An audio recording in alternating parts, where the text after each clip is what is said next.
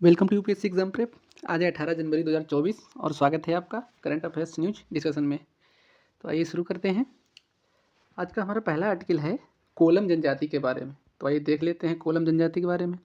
तो अभी केंद्र सरकार ने स्वास्थ्य और शिक्षा पर ध्यान देने के साथ साथ जनजातीय जो आदिवासी न्याय महाअभियान के तहत जो संकटग्रस्त जनजाति है ये कोलम जनजाति, इसकी बुनियादी सुविधाएं इसको प्रदान करने के लिए जब अपनी जिम्मेदारी ली है। ये मतलब ये जो बुनियादी जो भी सुविधाएं हैं वो प्रदान केंद्र सरकार इनको करवाएगी, तो तभी ये कोलम जनजाति चर्चा में है। तो ये कोलम जनजातियाँ ये मध्य प्रदेश के एक बड़े हिस्से में निवास करती हैं। इन्हें कोलम जो बोली कुलमे और कोलमी के नाम से भी जाना जाता है। इस जनजाति का मुख्य संकेंद्रण मैदानी और पहाड़ी क्षेत्र में है। इस समूह को अनुसूचित जनजाति में गिना जाता है और ये मध्य प्रदेश के अतिरिक्त महाराष्ट्र और आंध्र प्रदेश के कुछ हिस्सों में ये रहते हैं। ये लोग इन्हें महाराष्ट्र और आंध्र प्रदेश राज्य में विशेष रूप से कमजोर जनजातीय समूह यानी पीबीटीजी के रूप में सूचीबद्ध किया गया है। अब इनके इतिहास के बारे में थोड़ा देख लेते हैं। तो ये कोलम जनजाति ये 12वीं शताब्दी के आसपास कोलम ने गोंडों के लिए एक पुजारी के रूप में कार्य किया था, जो इनके कुछ महत्वपूर्ण देवताओं का प्रतिनिधित्व करते थे। ये आमतौर पर ये आमतौर पर स्वीकार किया जाता है कि कोलम शब्द इस क्षेत्र की मूल जो आबादी है उससे आया है। ये वर्तमान में गोंड के निकट मतलब पाए जाते हैं, इसलिए इन्होंने अधिकांश गोंड जीवन शैली को अपना रखा है। ये एक ही कुल के मध्य विवाह की अनुमति ये नहीं, मतलब जो एक ही कुल होता है जिनमें जैसे लड़का लड़की का एक ही कुल के हैं तो उनको ये उसमें विवाह की अनुमति नहीं देते, मतलब विवाह नहीं होता है। कोलम अपने कुल के नाम को अपने उपनाम के रूप में भी उपयोग करते हैं। इनका समाज पितृसत्तात्मक है, जिसका अर्थ है कि वंश की रेखा पुरुषों के माध्यम से ही खोजी जाती है। कोलम मुख्य रूप से किसान और वन श्रमिक होते हैं और अतीत में ये पहाड़ी ढलानों पर झूम खेती यानी कल्टीवेशन जो कृषि है वो करते थे। ये शिफ्टिंग कल्टीवेशन भी उसको बोलते हैं।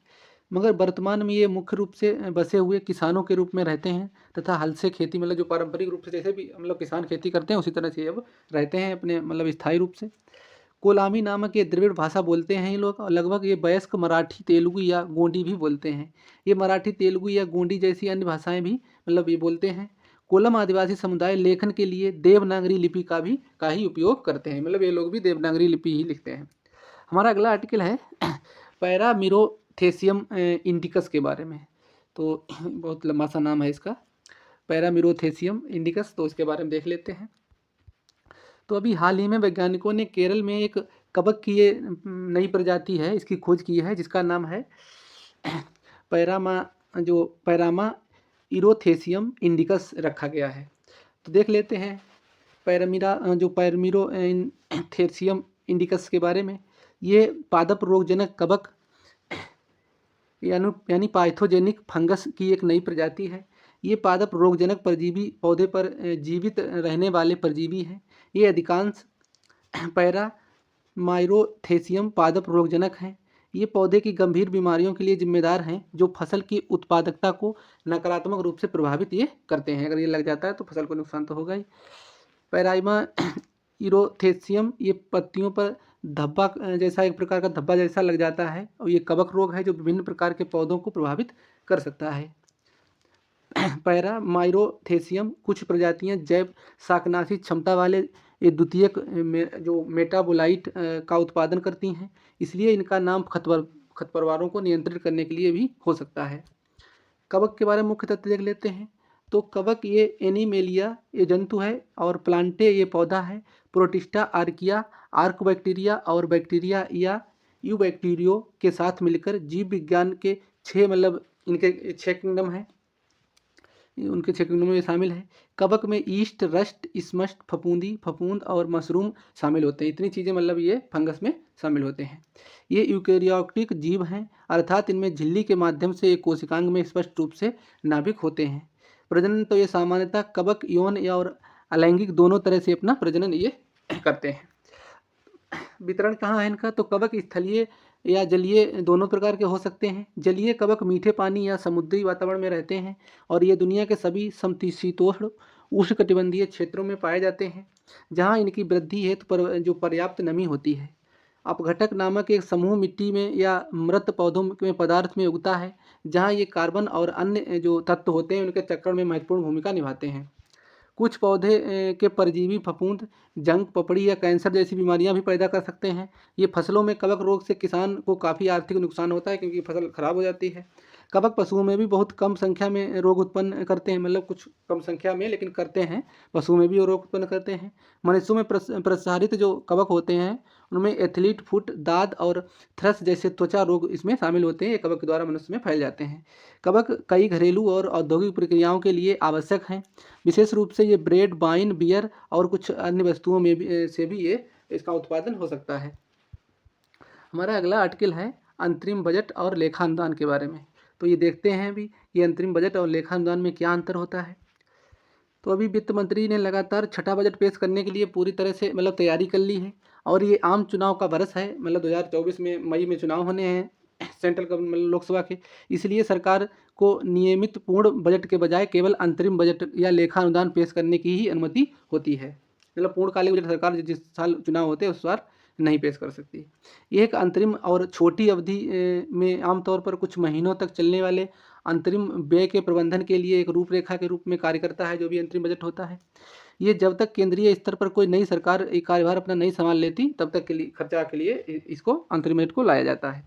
आमतौर पर अंतरिम बजट में अर्थव्यवस्था की वर्तमान स्थिति, योजना और गैर योजना व्यय में प्राप्तियां, कर की दरों में बदलाव, वित्तीय जो चालू वित्तीय वर्ष के संशोधित अनुमान और आगामी वित्तीय वर्षों के लिए अनुमान इसमें शामिल होते हैं। संपूर्ण वर्ष के लिए पेश किए जाने के बावजूद भी ये नियमित बजट के समान ही अंतरिम बजट का चुनाव आयोग द्वारा लगाई गई बाधाओं के अधीन होता है। जो मतलब चुनाव आयोग जैसा भी मतलब घोषणा करते हैं उसी प्रकार से ये किया जाता है। इन बाधाओं का उद्देश्य जो सरकार को उन नीतियों को लागू करने से रोकना है जो मतदान शुरू होने से पूर्व आम जनता के लिए अनुचित रूप से प्रभावित ना करती हूँ। मतलब कुछ लोग लुभावने उसमें जो भी है वादे जो बजट पेश होता है उसमें ये नहीं कर जो करंट गवर्नमेंट होती है वो नहीं कर सकती है। संसद केंद्र सरकार के कर्मचारियों के वेतन से चल रही परियोजनाओं के वित्त पोषण व अन्य सरकारी व्यय जैसे आवश्यक व्यय को पूरा करने के लिए लेखा अनुदान पारित करती है। दूसरे शब्दों में अगर कहें तो ये केवल 2 महीने की अवधि के लिए निवर्तमान जो सरकार है उसके वहन किए जाने वाली जो व्यय होता है उसका लेखा जोखा है, जिसे विशेष परिस्थितियों में 4 महीने तक के लिए बढ़ाया जा सकता है। वैसे ये 2 महीने के लिए ही आता है, लेकिन कुछ विशेष परिस्थितियाँ हैं उसके लिए 4 महीने तक ये बढ़ाया जा सकता है। अंतरिम बजट एक संकरणकालीन अवधि के दौरान एक वित्तीय योजना के रूप में कार्य करता है। आमतौर पर जब वर्तमान सरकार के कार्यकाल में कुछ महीने ही बचे होते हैं तो लेखा अनुदान को अंतरिम बजट के ढांचे के भीतर ही मंजूरी दे दी जाती है। पूर्ण बजट की तरह अंतरिम बजट पर लोकसभा में चर्चा होने के बाद पारित किया जाएगा। मतलब जैसे पूर्ण बजट लोकसभा में चर्चा होती है उसके बाद पारित किया जाता है, उसी तरह से ये भी पारित किया जाएगा। और लेखा अनुदान के मामले में इसे बिना किसी औपचारिक चर्चा के ही ये लेखा अनुदान पारित कर दिया जाता है। अंतरिम बजट कर व्यवस्था में बदलाव का प्रस्ताव कर सकता है, जबकि लेखा अनुदान किसी भी परिस्थिति में कर व्यवस्था में बदलाव नहीं कर सकता है। लेखा अनुदान अप्रैल से जून जुलाई तक या नई सरकार द्वारा अपने पूर्ण बजट पेश किए जाने तक भारत की संचित निधि से धन निकालने के लिए एक संसदीय मंजूरी होती है। इसे उपयुक्त निधि से धन निकालने और जो अल्पकालिक जो व्यय होता है उसको पूरा करने के लिए निवर्तमान जो सरकार होती है उसके अग्रिम अनुदान, अंतिम व्यवस्था और उनके प्राधिकरण भी उसका कहा जाता है लेखा अनुदान को। हमारा अगला आर्टिकल है फारसी भाषा के बारे में। तो आइए देख लेते हैं। तो फारसी भाषा कुछ इस तरह से लिखी जाती है, आप चित्र में देख सकते हैं। अभी हाल ही में हमारे विदेश मंत्री ने ईरान का दौरा किया है, तो उन्होंने तभी घोषणा की है कि भारत ने जो नई शिक्षा नीति के तहत फारसी भाषा को एक भारतीय शास्त्रीय भाषा के रूप में शामिल करने का निर्णय लिया है। तो फारसी भाषा के बारे में देख लेते हैं। जब इसको मतलब शास्त्रीय भाषा के रूप में नामित किया गया है तो ये फारसी भाषा ये इंडो ईरानी भाषाओं की ईरानी शाखा की सबसे व्यापक रूप से बोली जाने वाली भाषा है, जो इंडो यूरोपीय भाषा का एक उप परिवार है। यह ईरान की आधिकारिक भाषा है, जो फारसी की 2 किस्में दारी और ताजिक क्रमशः अफगानिस्तान, तजाकिस्तान की आधिकारिक भाषाएं हैं, उनसे मिलकर ये बनती है।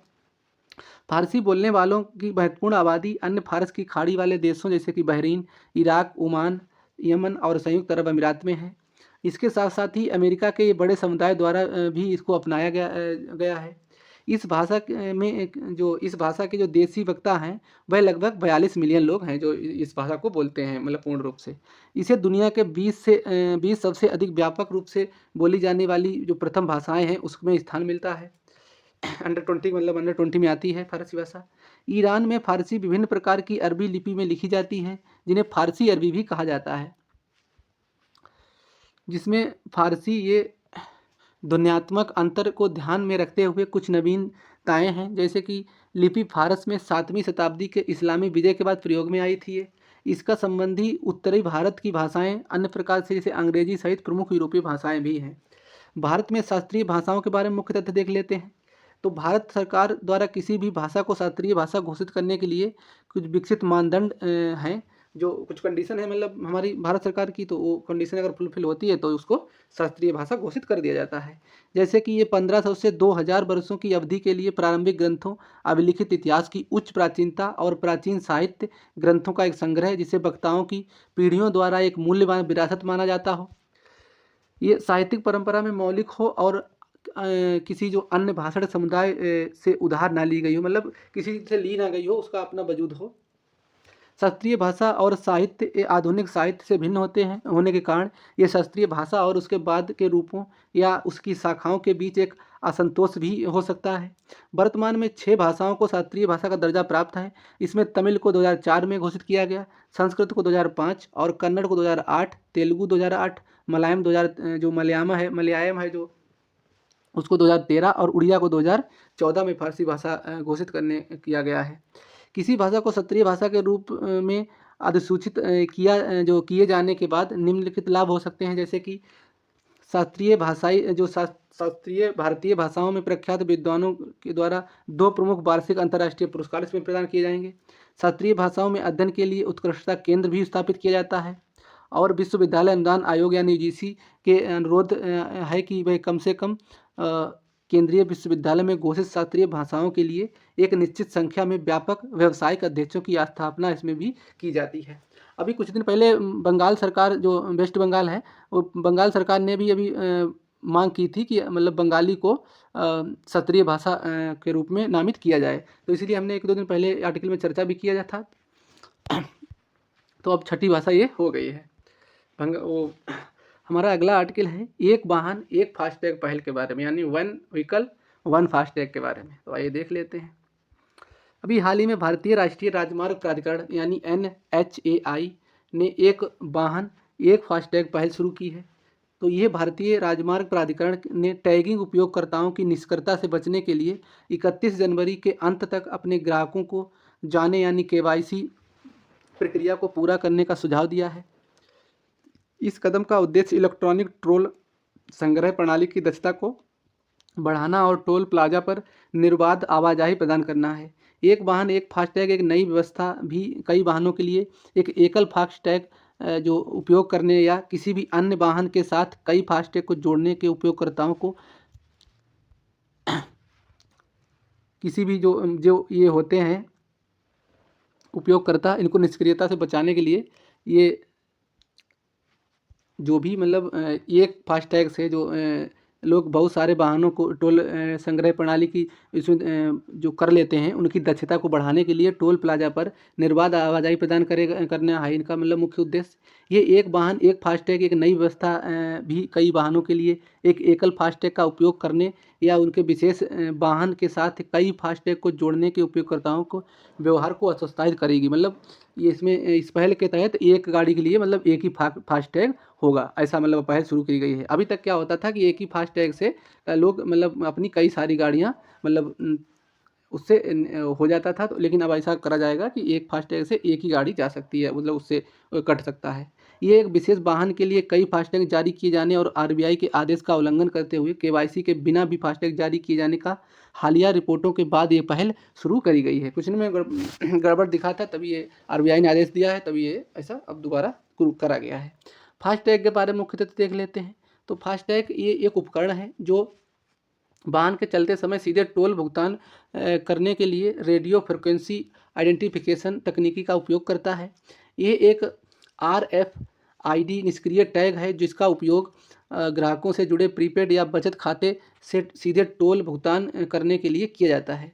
ये वाहन की विंड स्क्रीन पर चिपका दिया जाता है और ये ग्राहक को किसी भी टोल भुगतान के लिए बिना रुके टोल प्लाजा के माध्यम से गाड़ी चलाने में ये सक्षम बनाता है। मतलब हद से 30 सेकंड, 20 से 30 सेकंड या 1 मिनट का इसमें समय लगता है। टोल ये किराए सीधे ग्राहक के लिंक्ड खाते से काट लिया जाता है और ये वाहन विशिष्ट भी है। यह एक बार जब ये किसी वाहन में जुड़ जाता है तो इसे किसी भी अन्य वाहन में स्थानांतरित नहीं किया जा सकता है। फास्टैग को किसी भी राष्ट्रीय इलेक्ट्रॉनिक टोल संग्रह सदस्य बैंक से खरीदा जा सकता है और यदि फास्टैग प्रीपेड खाते से जुड़ा हुआ है तो इसे ग्राहक के उपयोग के अनुसार रिचार्ज टॉपअप भी इसमें अपना करने का भी ऑप्शन होता है। मतलब अगर ये प्रीपेड खाते से जुड़ा हुआ होता है तो इसमें अपने आप भी रिचार्ज कर सकते हो, बैंक जाने की या बैंक से लेने की ज़रूरत नहीं होती है। हमारा अगला आर्टिकल है तिब्बती भूरा भालू के बारे में। तो ये तिब्बती भूरा भालू है, ये दिख रहा है, इस ऐसा दिखता है ये। तो आइए इसके बारे में देख लेते हैं। अभी हाल ही में एक दुर्लभ तिब्बती भूरा भालू ये सिक्किम में देखा गया, जिसे यह भारत में देखे जाने वाले जानवर का पहला पुष्ट रिकॉर्ड बन गया है। तो इसके बारे में देखते हैं। तो तिब्बती भूरा भालू, जिसे तिब्बती नीले भालू के रूप में भी जाना जाता है, ये दुनिया में भालू की सबसे दुर्लभ और उप प्रजातियों में से एक है। इसे जंगलों में बहुत कम देखा जाता है। इसका वैज्ञानिक नाम उर्सस आर्कटोस प्रुइनोसस है। उर्कस आर्कटोस प्रुइनोसस है इसका वैज्ञानिक नाम। अब इसका वितरण देख लेते हैं। ये ऐतिहासिक रूप से मुख्य ये पूर्वी तिब्बत, पश्चिमी चीन और नेपाल, भूटान और अल्पाइन पूर्वी तिब्बती पठार से के जो 4500 से 5000 मीटर की ऊंचाई पर है, वहाँ पर ये पाया जाता है। जंगलों में ये शेष भालू पूर्वी तिब्बत, भूटान तक ही सीमित प्रतीत होते हैं, क्योंकि वहीं ये दिखाई देते हैं। ये वृक्ष रेखा के करीब अल्पाइन जंगलों, घास के मैदानों और स्टेपी में निवास करते हैं। ये दुर्लभ भालू अपनी स्थिति, आवास और व्यवहार के मामले में पाए जाने वाले सामान्य हिमालयी भालू होते हैं। काले भालू उनकी तरह उनसे बहुत ये अलग होते हैं। इनकी विशेषताएं क्या हैं? तो इसमें झबरा, गहरा भूरा और भूरा से काला फर, क्रीमी से लेकर दालचीनी जैसे जो रंग का ये चेहरा और एक सफ़ेद कॉलर होती है इनके, जो कंधों से छाती तक चौड़ी होती है। इनके छोटे कान होते हैं जो लंबे काले फर से ढके होते हैं। इनका जीवन काल तो ये 20 से 30 वर्ष तक जीते हैं।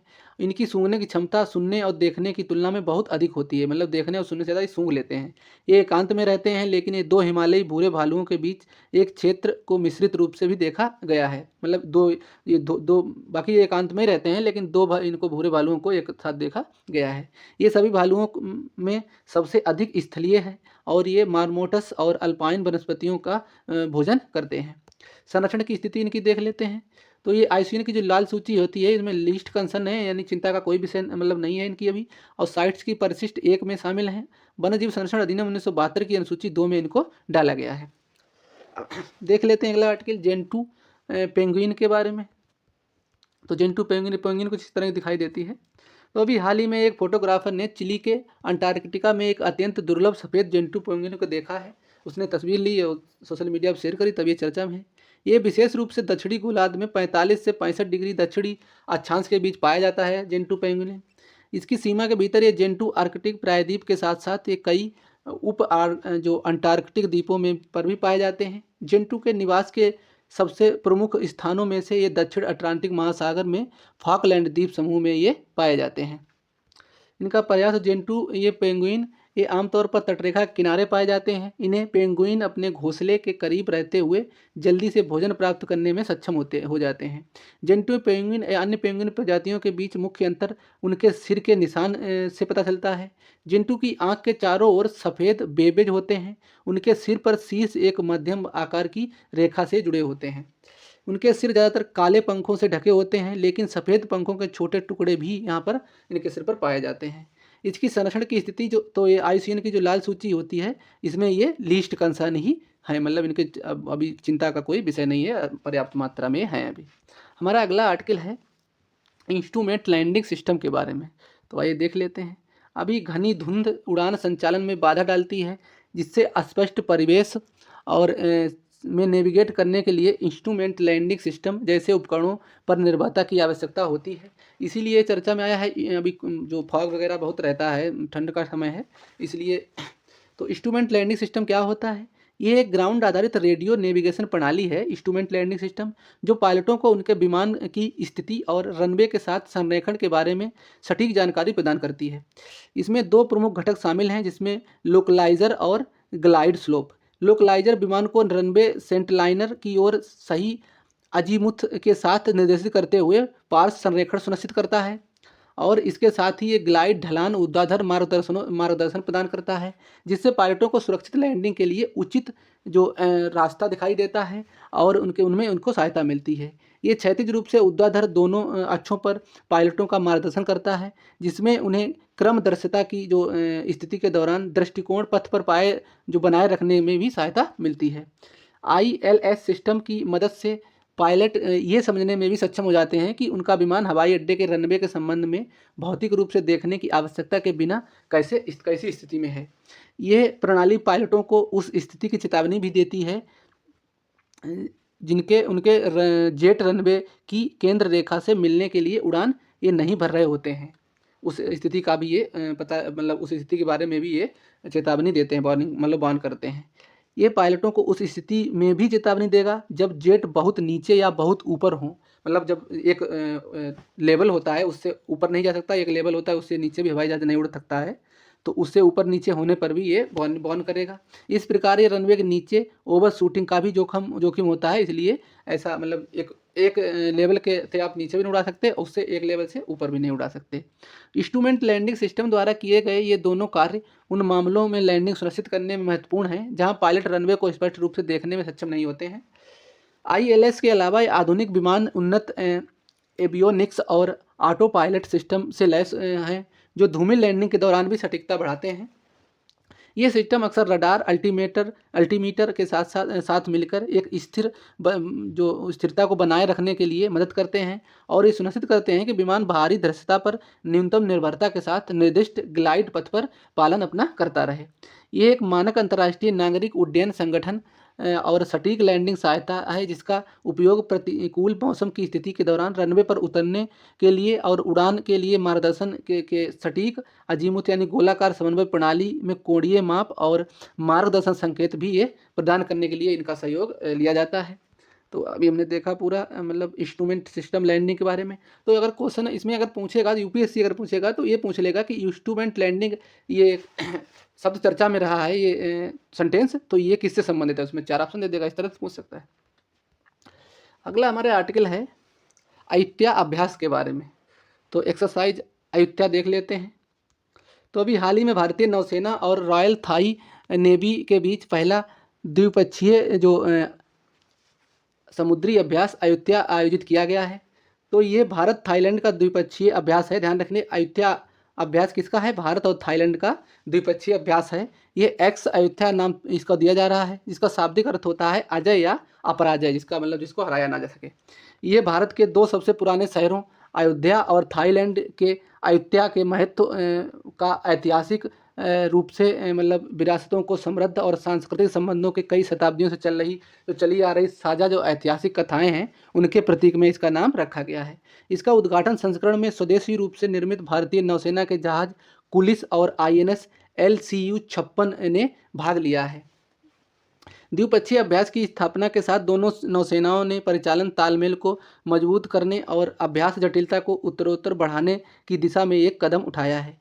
अभ्यास के पहले संस्करण के दौरान दोनों नौसेनाओं की भाग लेने वाली इकाइयों ने हथियार, फायरिंग, सीमेनशिप और इवोल्यूशन और सामरिक युद्धाभ्यास सहित एंटी एयर अभ्यास का भी आयोजन किया है। पहले द्विपक्षीय अभ्यास के साथ भारत थाईलैंड समन्वित गश्ती यानी इंडो थाई का कॉर्पेट का 36वां संस्करण आयोजित किया गया था। दोनों नौसेनाओं के समुद्री गश्ती विमानों ने अभ्यास के समुद्री चरण में भाग लिया है। भारत सरकार ने सागर यानी क्षेत्र के सभी के लिए सुरक्षा और विकास के दृष्टिकोण के हिस्से के रूप में भारतीय नौसेना क्षेत्रीय सुरक्षा को बढ़ाने की दिशा में हिंद महासागर क्षेत्र में देशों का साथ सक्रिय रूप से जुड़ रही है। भारतीय नौसेना रॉयल थाई नौसेना ने घनिष्ठ मैत्रीपूर्ण संबंध बनाए रखा है, जो पिछले कुछ वर्षों में और भी मजबूती इनमें आई है। हमारा अगला आर्टिकल है कावेरी बेसिन के बारे में। तो आइए देख लेते हैं। अभी नेशनल ग्रीन ट्रिब्यूनल ने भारतीय विज्ञान संस्थान की एक रिपोर्ट के आधार पर कर्नाटक, तमिलनाडु और केरल की सरकारों को नोटिस भेजा है, जिसमें पिछले 5 दशकों में कावेरी बेसिन में हरित आवरण में भारी कमी का उजागर इसमें किया गया है। इसका विस्तार तमिलनाडु, कर्नाटक, केरल और केंद्र शासित प्रदेश पुडुचेरी तक है। ये पश्चिम में पश्चिमी घाट और पूर्व में दक्षिणी पूर्वी घाट और उत्तर में इसे कृष्णा बेसिन और पेन्नार बेसिन से अलग करने वाली जो पर्वतमालाओं से घिरा हुआ है। कावेरी नदी प्रायद्वीप की प्रमुख नदियों में से एक है। इसकी उत्पत्ति कर्नाटक के कोडागु जिले के चिरंगला गांव के पास ब्रह्मगिरी पर्वत श्रृंखला से जो ताला कावेरी में 1341 मीटर की ऊंचाई से ये निकलती है कावेरी नदी। ये नदी तमिलनाडु के मरिला जो दुथुराई है जिला, ये तमिलनाडु का, इस जिले के पूमपुहार में बंगाल की खाड़ी में गिरती है। ये बाएं किनारे की इसकी प्रमुख नदियाँ, ध्यान रखना, ये सहायक नदियाँ ध्यान रखना बहुत ज़रूरी है। इसमें बाएं किनारे की नदियाँ हैं हरंगी, हेमावती, सिमसा और अर्कावती। दाहिने किनारे की प्रमुख सहायक नदियाँ हैं लक्ष्मण तीर्थ, कंबानी, स्वर्णावती, भवानी, नोयल और अमरावती। इस बेसिन को 3 भागों में विभाजित किया जा सकता है। इसमें पश्चिमी घाट, मैसूर का पठार और डेल्टा। ये क्षेत्र बेसिन का सबसे उपजाऊ क्षेत्र है। डेल्टा वाला क्षेत्र है जो बेसिन का इसका कावेरी बेसिन का सबसे उपजाऊ क्षेत्र है। इस बेसिन में पाई जाने वाली जो प्रमुख मिट्टी के प्रकार, तो इसमें काली मिट्टी, लाल मिट्टी और लेटराइट जलोढ़ मिट्टी, वन मिट्टी और आश्रित मिट्टी यहाँ पर पाई जाती है। लाल मिट्टी बेसिन में बड़े क्षेत्र पर अपना मतलब पाई जाती है और डेल्टा के क्षेत्र में जलोढ़ मिट्टी भी यहाँ पर पाई जाती है लाल के बाद में। इस बेसिन में राष्ट्रीय उद्यान, या इसमें बांदीपुर राष्ट्रीय उद्यान, नागरहोल राष्ट्रीय उद्यान और बन्नरघेटा राष्ट्रीय उद्यान, 3 राष्ट्रीय उद्यान पूरे बेसिन में इसमें पड़ते हैं। हमारा अगला आर्टिकल है पिनाका जो हथियार प्रणाली है इसके बारे में, तो आइए देख लेते हैं। अभी रक्षा अधिकारियों के अनुसार 2 दक्षिण अमेरिका के देशों ने Pinaka multi barrel rocket launcher में रुचि दिखाई है, तभी ये चर्चा में है। तो पिनाका एक मल्टी बैरल रॉकेट लॉन्चर है। पिनाका यानी MBRL को DRDO की प्रयोगशाला आयुध अनुसंधान एवं विकास प्रतिष्ठान यानी ARDE द्वारा डिजाइन किया गया है।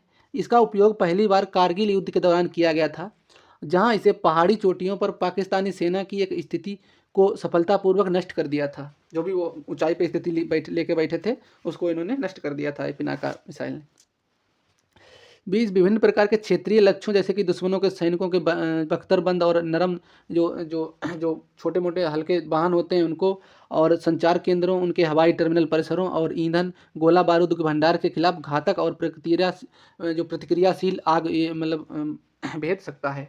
इसकी विशेषताएं क्या हैं? तो इसमें मल्टी ट्यूब लॉन्चर वाहन, पुनः पूर्ति, सह लोडर वाहन और पुनः पूर्ति वाहन और एक कमांड पोस्ट वाहन आदि शामिल है।